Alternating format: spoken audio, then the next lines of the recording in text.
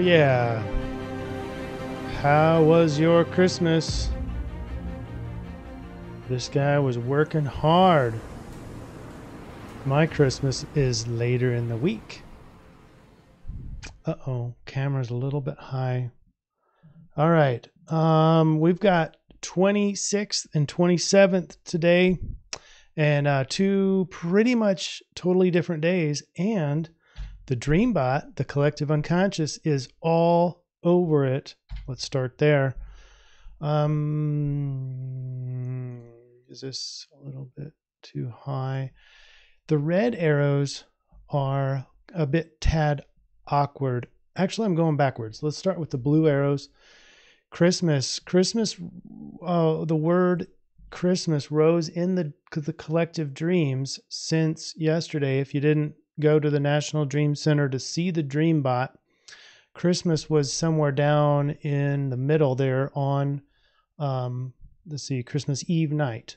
So it is kind of unusual for that word to rise from there because of the way the DreamBot algorithm is set up. But nonetheless, it's Christmas. It makes sense. But it's festive. It's a social interaction. Go get a burger together. Have access. Ask people. Boyfriend. Festival. It's very festive. It's still get together. It's very socially interactive. And this is going to be tomorrow, as you'll see.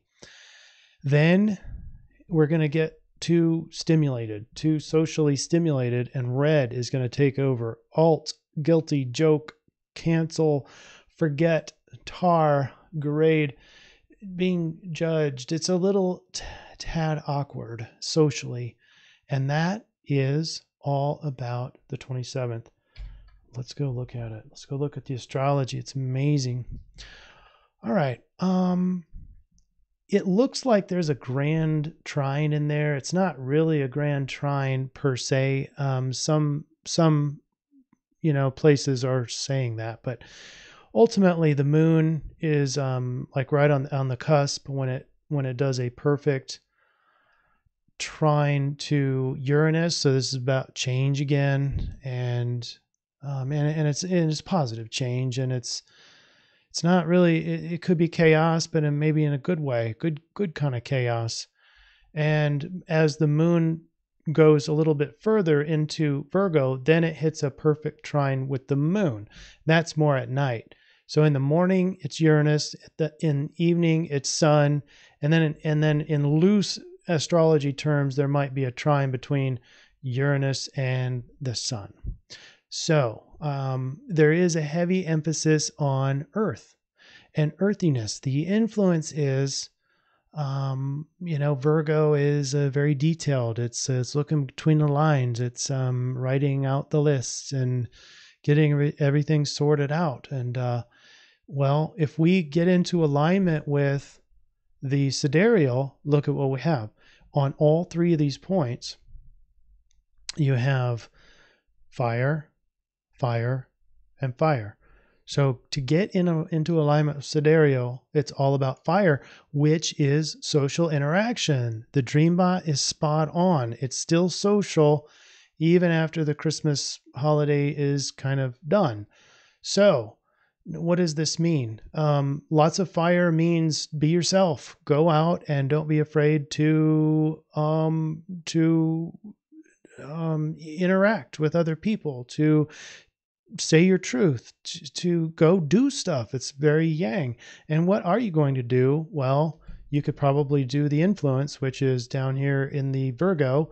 And the Virgo is my tasks, my duties, my job, these kinds of things. So go do that. But you can also be very social. These fire signs typically have the influence of social. Now, to get into the 27th,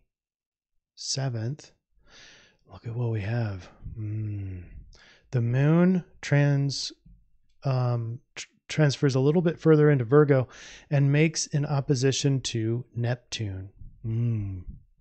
It's almost like we're getting tapped out. It's just like the DreamBot talked about. We're almost getting too much stimulus, too much social interaction. And now with this influence, it looks like extreme emotional sensitivity.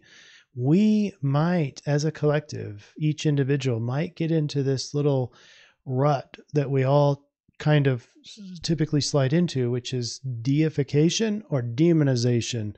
Like it's this person is all good or all bad. And when they're deified, that means that no matter what they say, that we no longer scrutinize what they say, and we might get in trouble with, not holding our boundaries, or maybe believing when we shouldn't be believing, that kind of thing. And then the opposite's true for demonization. When we block someone out, every time they talk, we just roll our eyes or whatever, but we might be missing something very important. Something extremely. So don't fall into demonization or deification, especially on Thursday. Okay, watch that very well.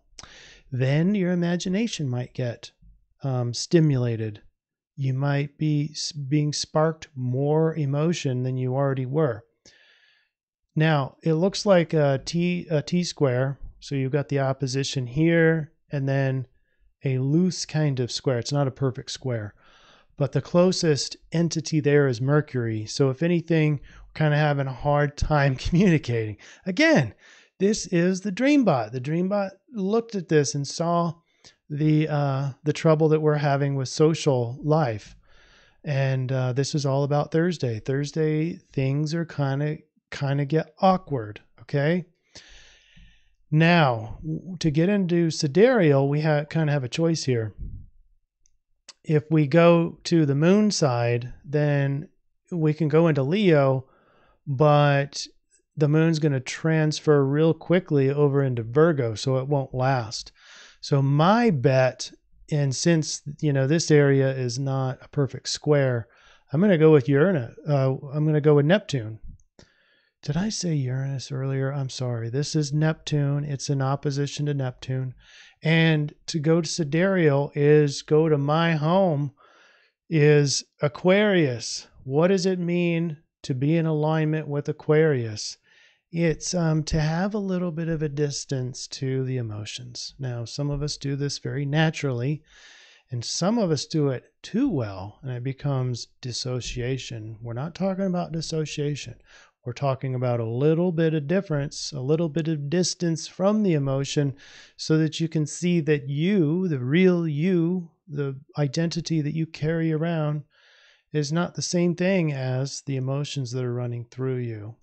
So with that little distance, you become an Aquarius. So Aquariuses are very renowned for not even having any emotions, and that's not true, because I have emotions, but I can see them. And I can almost personify them as not me, but not in a dissociative way, in a way that where I can kind of objectify them and see them as something very practical to help me along my way, along my journey, instead of trying to get rid of it or trying to distract myself with, maybe some other dysfunctional habit. Okay, so that is the astrology. Now let's look at what the little cool Instagram pictures are going to be like tomorrow and Thursday. I've got two of them because the influence changes. On tomorrow, Wednesday, we have fire. Remember? Fire. So 360 degrees, radiant life. Push out your energy. It's outward. It's yang. Let the world see you. Don't be afraid of showing the real you, and give. It's still a giving type of scenario, right? Shine your light for all to see. Then Thursday, we've got the Neptune influence, and it's being jabbed by the moon. In other words, the opposition. So it looks like troubling waters, and the emotions don't feel real good.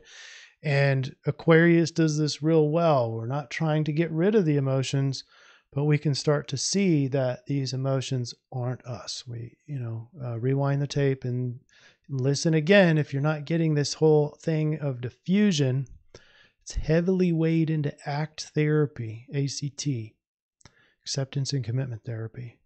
So providing a little distance looks kind of like this Aquarius sign. There's me right here, the top squiggly line, and the emotions are the bottom, the other, but there's a distance between them. And they're both parallel with each other. They're both together.